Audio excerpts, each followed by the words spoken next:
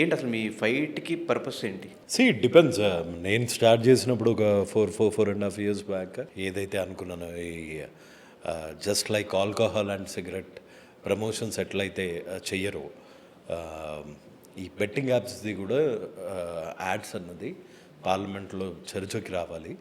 And దీన్ని encourage చేయటము లేకపోతే దీన్ని ప్రమోట్ చేసే సో కాల్డ్ ఇన్ఫ్లుయెన్సర్స్ స్టార్స్ వీళ్ళందరూ మీద కేసెస్ పడాలి అని అనుకున్నాను.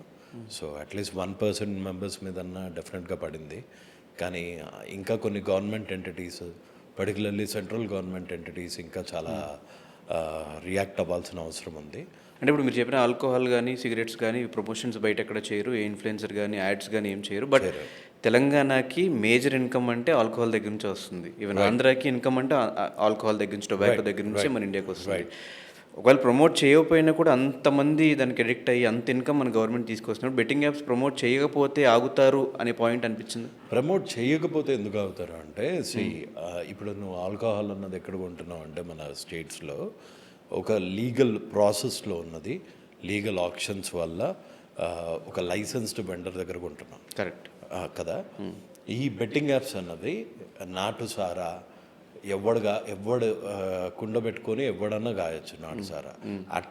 నాటు సారా తాగితేనన్నా ఒక 1 year 2 years బతుకుతావేమో, లేకపోతే 10 ఏళ్ళలో బతుకుతావేమో. కానీ ఈ బెట్టింగ్ యాప్స్ ఈ ఇల్లీగల్ బెట్టింగ్ యాప్స్, నేను లీగల్ బెట్టింగ్ యాప్స్ అనట్లే, ఇల్లీగల్ బెట్టింగ్ యాప్స్ కనుక ఆడినావు అంటే రెండింటికి ఏం డిఫరెన్స్?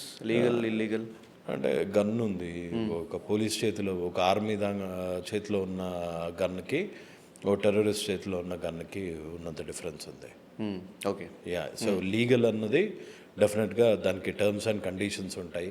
అది ఒక రెగ్యులేషన్ ఉంటుంది అన్నమాట. ఇప్పుడు రాత్రి 12 గంటలకి నువ్వు ఏ వైన్ షాప్ దగ్గరికి వెళ్ళి లీగల్గా అయితే వెళ్ళి తాగలేవు కదా. అట్లానే కొన్ని రూల్స్ అండ్ రెగ్యులేషన్స్ ఉంటాయి లీగల్ దానికి ఇల్లీగల్ దానికి.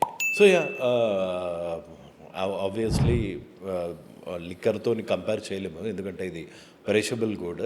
ఇది ఒక అప్లికేషన్, బెట్టింగ్ అప్లికేషన్. ఈ ఇల్లీగల్ బెట్టింగ్ యాప్స్ అన్నది definitely more dangerous to the society. And promote చేయకపోతే ఎక్కడో కుర్సాబోలోనో, మాల్టాలోనో, వర్జిన్ ఐలాండ్స్లోనో రిజిస్టర్ అయిన ఈ ఫారెన్ కంపెనీస్ ఇండియాలోకి వచ్చే ఛాన్సెస్ చాలా తక్కువ ఉంటాయి. సో ఇవంతా రెగ్యులేటెడ్ బెట్టింగ్ యాప్స్ కాదు. ఈ మనీ అంతా టెర్రరిస్ట్ యాక్టివిటీస్కి లేకపోతే ఒక మనిషి పర్సనల్ గ్రీడ్కి, వాడి సెల్ఫిష్నెస్కి, వాడి స్వార్థానికి ఉపయోగపడతాయి. కానీ దీని మీద జిఎస్టీ ఉండదు, ఏముండదు. ఇది ఒకలాంటి సైబర్ టెర్రరిజం అంతే. కానీ ఇక్కడ మిస్టేక్ గవర్నమెంట్దా లేకపోతే దాన్ని ప్రమోట్ చేస్తున్న ఇన్ఫ్లుయెన్సర్స్? సో అందరిది అవేర్నెస్ లేనిది. పోనీ ఇప్పుడు ప్రమోటర్స్ అంటే వాళ్ళకి డబ్బుల ఆశకో లేకపోతే వాళ్ళ అవసరాలకు దేనికో ఒక దానికి కక్కుర్తి పడ్డారు. ఎంతో కొంత అవేర్నెస్ వచ్చింది, ఇప్పుడు ఆపేశారు. మెట్రో రైలు మీద రోజుకి 5 లక్షలు 10 లక్షల మంది ట్రావెల్ చేసే మెట్రో యాడ్ మీద 1x బెట్ అని ఉంటుంది. లోపల ఫేర్ ప్లే, ఆడండి గెలవండి అని ఉంటుంది. సీఎం గారి క్యాంప్ ఆఫీస్ ఎదురుగుండా పరీ మ్యాచ్, వాళ్ళు ఆడతారు మీరు గెలవండి అని ఉంటుంది. ఇది ప్రమోషన్ కాదా? ఇవి కూడా ఆగాల.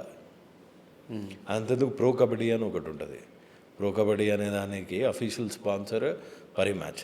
సర్కారు వారి పాట అని ఆహాలో ఏ ప్రోగ్రామ్ అన్నా తీసుకో, సుడిగాలి సుధీరే. ఇప్పుడు అదే కేసెస్ ఏదైతే ఈ చిట్కా ముట్కా ఇన్ఫ్లుయెన్సర్స్ మీద పెట్టారో అదే కేసెస్ అల్లు అరవింద్ దగ్గరకు వచ్చేటప్పటికి భయపడతాయి. అదే కేసెస్ ఆహాలో ఉన్న వాళ్ళ యాంకర్స్ మీద పెట్టాలంటే షేక్ అవుతారు. ఇప్పుడు రిజిస్టర్ చేయండి అండి, ప్రదీప్ మాచిరాజు, సుడిగాలి సుధీర్ ఏమంటారు, ఇప్పుడు రిజిస్టర్ చేయండి, ఇప్పుడు మీకు వస్తాయి డబ్బులు అంటాడు.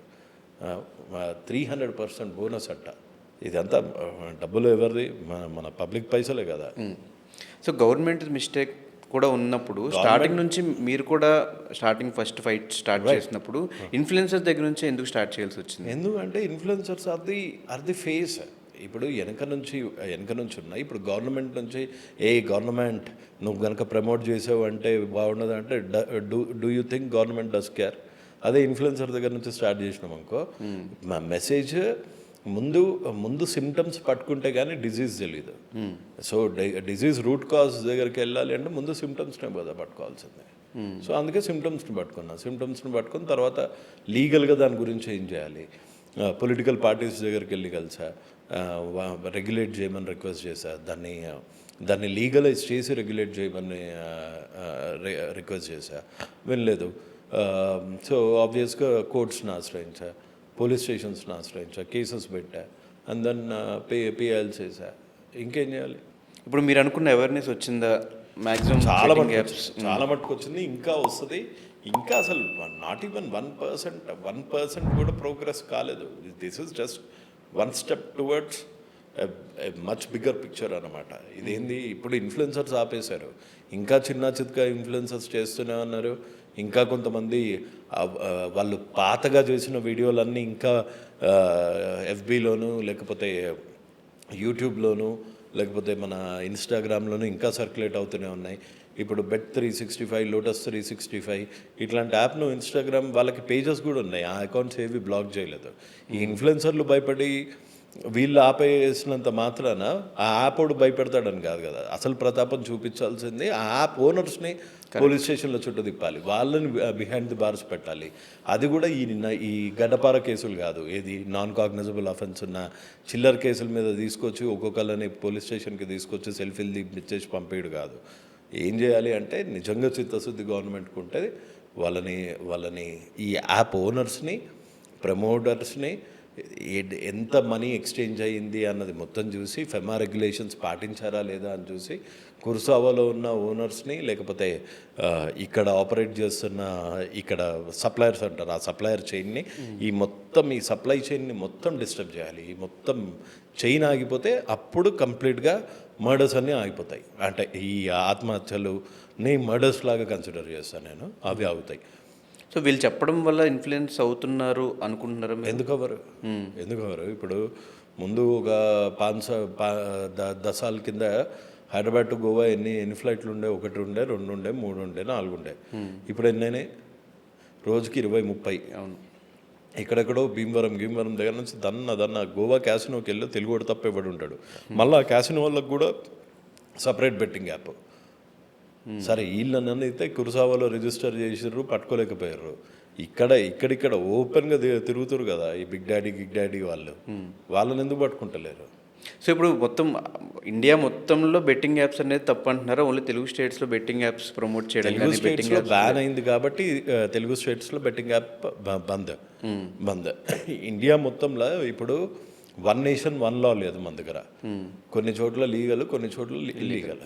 సో 1 నేషన్ 1 లా వచ్చేంత వరకు ఒక స్టేట్ని క్వశ్చన్ చేసే హక్కు నీకు లేదు, ఒక గవర్నమెంట్ పాలసీని చేసేది. కొన్ని స్టేట్స్, ఇప్పుడు సిక్కిం లాంటి స్టేట్కి అదే రెవెన్యూ, లేకపోతే గోవా లాంటి స్టేట్స్కి అదే రెవెన్యూ. సో వాళ్ళ ఇష్టం. మన దగ్గర అయితే బ్యాన్ చేశారు కదా, మన దగ్గర ఎందుకు ప్రమోట్ చేస్తున్నారు అన్నది నా క్వశ్చన్. అండ్ ప్రమోట్ చేయడం ఆపేస్తే చాలు. ఇప్పుడు ఎప్పుడో దావుద్ ఇబ్రాహిం గాడు బాంబు తయారు చేసిండు అనుకుందాం, అది తీసుకొచ్చి నీ రైల్వే స్టేషన్లో, నీ మెట్రోలో పెట్టినోంది తప్ప, లేకపోతే తయారు చేసినోంది తప్ప, పెట్టినోడిదే తప్పు. సో ఈ ప్రమోటర్సే తప్పు. అందుకనే వీళ్ళ దగ్గర స్టార్ట్ చేశారు.